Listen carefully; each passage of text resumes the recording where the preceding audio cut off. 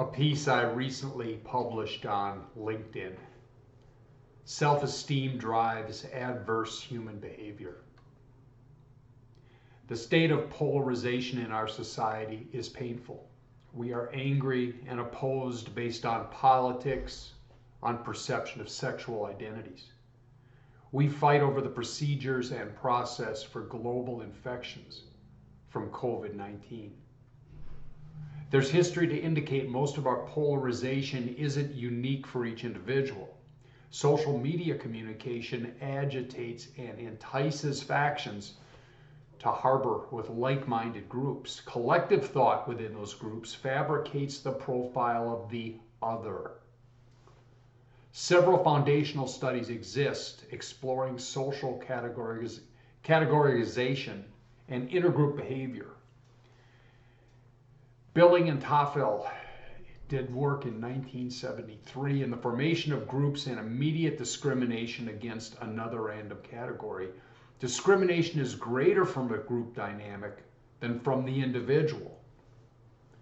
Haslam Oakes, Turner, and McGarty in 1996 related the actions of in-groups and out-groups, which became the precursor to othering. In 1999, Haslam, Oakes, Reynolds, and Turner indicated stereotypes are widely shared within social groups and are necessary for social category membership. Enhancing the attributes of a stereotype led to greater social identity within the group with enhanced consensus and favorableness. I was troubled. If there is a deep need to create, then dislike and hate the other, when and where does the individual make these decisions to participate? To associate with a faction, then strike out from one other versus another? Is there a deeper motivation in this process? I'd suggest that in many cases, it's how we view ourselves from the inside looking out. It's the immense power of self-esteem. For the past several months, I've been noodling on a Google slide, creating a visual of what I call the self-esteem actualization model.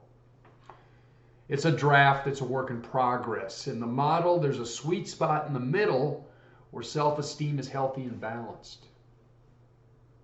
It sees the intrinsic value and worth in self as well as in others. Note I stated others, which is wide and diverse and opposed to the other. It's copacetic in nature, well formed over years of open-minded acceptance, striving to understand alternate views through a compassionate lens. Outside that sweet spot, self-esteem goes off the rails. Driven through social media, in-group propaganda, an individual heads down the inward-dwelling or outward-facing path of destruction. You may rage out against the other or come to view yourself as the weak and opposed. One individual is totally focused on narcissistic self with little awareness, while the other is an empath, overwhelmed by the emotions, bruised by thoughts of hate and prejudice. At the furthest edges of actualization, broken self-esteem for the outward-dwelling group leads to threats, actual violence, and possible lethal actions. The inward-dwelling being falls into hopelessness, no longer able to cope. They may choose to inflict self-harm, or in the worst of outcomes, engage in suicidal acts.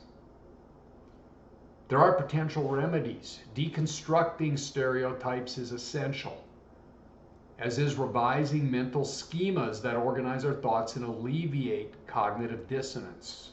Free thinking is related to anti-collective behavior, to break the bondage of manipulation by others and walk independently.